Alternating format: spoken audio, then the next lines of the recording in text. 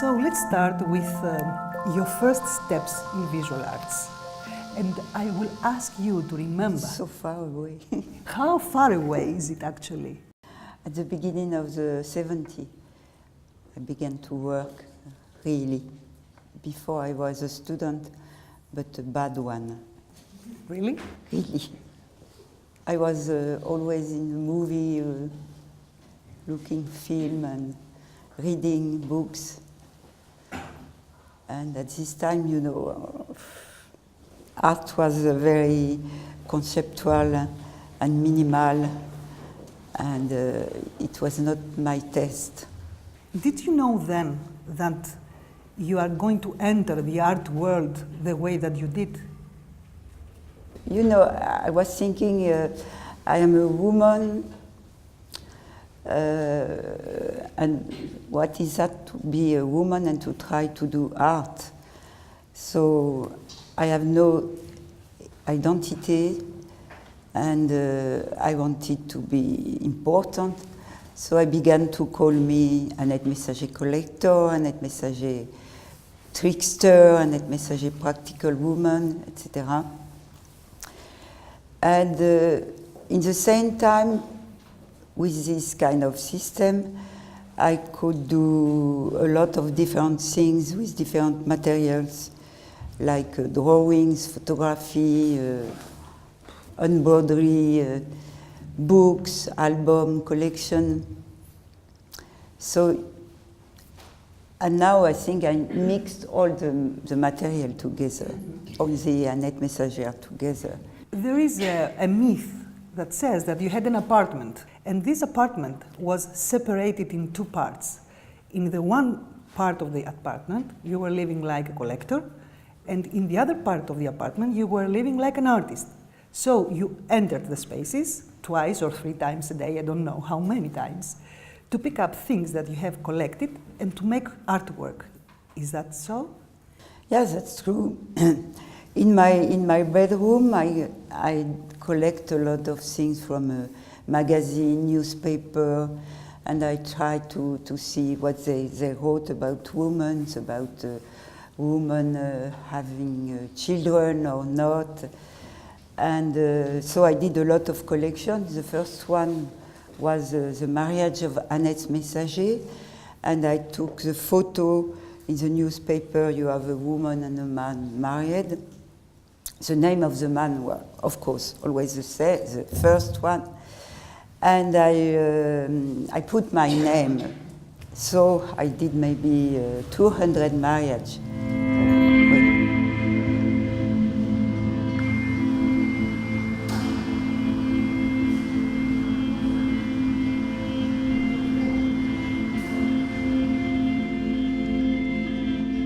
In the 60s and 70s, there was a feministic movement. There were women that they were starting to create art in a different way. And it happened that at that specific moment, you were starting your career, let's say. How did you manage to separate yourself from the cliché of the movement? I like the cliches. Do you? Yeah, yeah. But I like the proverb. I did a lot of broderie with the proverb about women, and they are awful, really awful. No, I like to play with the cliché and not to say you have to do that, it's a good way. No, I prefer to be more ambigu, you know. Yeah. And I'm afraid about feminist art, because it could be a ghetto, like, and I don't like the ghetto. And if people ask me to be in a show with only women, I don't like that, because it's dangerous to have a category: woman, man, black artist, Jewish artist. I hate these kind of things. You know, Robert Filiu, he did a show in a museum, and there are toilets for women, for men, and he put toilets for artists. When I first saw your work, I had the feeling that I was in a path, that you were driving me in a path, in an adventure of walking in the human body. But the human body has also the memory, the nostalgia, the pain, the suffering, the spasm, the erotic situation. And I said, okay, here I have the whole encyclopedia of the human experience hanging from the ceiling. I think that I was very influenced by the book of Roland Barthes, Fragments du discours amoureux. And he said that we could speak about love only about fragments. By example, I love your nose, I love your eyes, and not I love all your body. It's like to be sick, love, and to be sick, maybe it's the same. We don't say I'm sick on my body, I am sick on my heart. And I like this kind of fragmentation, and I use a lot.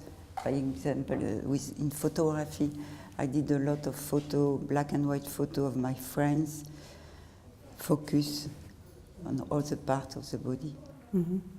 But then you use materials, which are, most of them are coming from the everyday life, from our everyday experience, and you transform them to art. By example, you have a pillow on the bed, and the pillow could be nice, but there is a shadow, and it begins to be dangerous. So I like to play with the two parts of in the life, with the comedy, tragedy. Things could be grotesque. We are grotesque to work. We are grotesque because we are all going the same place at the end. But for this reason, maybe we try to do something before.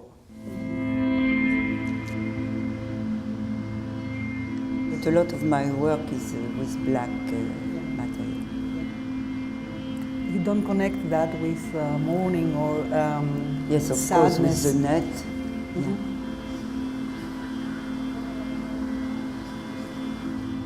This word, which is spasm. For me, the words, they have also a song, you know, spasm. And also they are visual. I did a lot of pieces, I repeat the same word, like promise, promise, and you repeat a word, when you repeat, it's like a litany, there is no more sense, it's just a song, because I like the words. I wanted to write, but I don't know, I can't. So I just do words. You transform a word in a kind of sculpture. How do you separate your material and your photos and your images?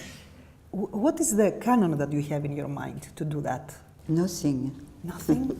No, I try to be, when I begin work, I try to be really stupid and to be neutral, completely to forget my work before, and just I have a lot of material around me, and I touch them, I dance with them. They are my friends. They are my best friends. And if I know what I will do, it's boring for me, because it's like a travel for me to work. You know, I have some piste, like a dog, you know, when he smells something. And I take something and say, no, c'est mauvais, it's bad, bad, bad. And like this.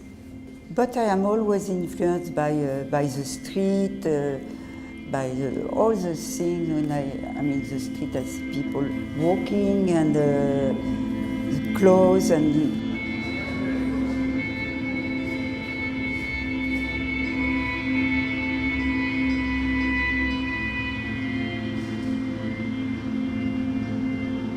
so gloves for you are the hands, the creation, and pencils? yeah, the pencils are very nice, very beautiful. You know, when you bought a box of pencil, it's beautiful. And if you try to do a drawing, it's a disaster. But they are very beautiful, and in another way, they are dangerous, because Yeah, it's they are like a knife. needles. So it's the opposition between the sweet things and the aggressive thing together. What about your diaries? I mean, did you keep any kind of diary through your career? I mean, writing every day's activities, feelings? Oh, I have a lot of cahiers and, by example, something. Today I was in the Museum of Cyclades and I saw a lot of pubis, you know. And I was thinking to my piece here, and it gave me another idea about this, to do pubis drawings maybe. But no, not just some words, but all the time. Okay. And I read the newspaper and I see a word or something and I copy the word. so if somebody asks you, which are the sources of your work actually, what would you say? The everyday life, that's all? You don't know, huh? No. I don't want to know anything. Anything? No. Yeah, okay. You know that there is a feedback to the people that they see your work, to the audience. I mean, they feel things and they can imagine. I feel things too. Yeah, that's why you want us to come and see that. You want us to come and be friendly with your work. Do you have any expectations about the audience and your work? Of course, I prefer if they like the show, but it's difficult, you know, the relationship with the spectators. Generally, I left when they arrive, or I put a mantle because so they cannot see me if I have a mantle like the others. But il fait trop chaud ici.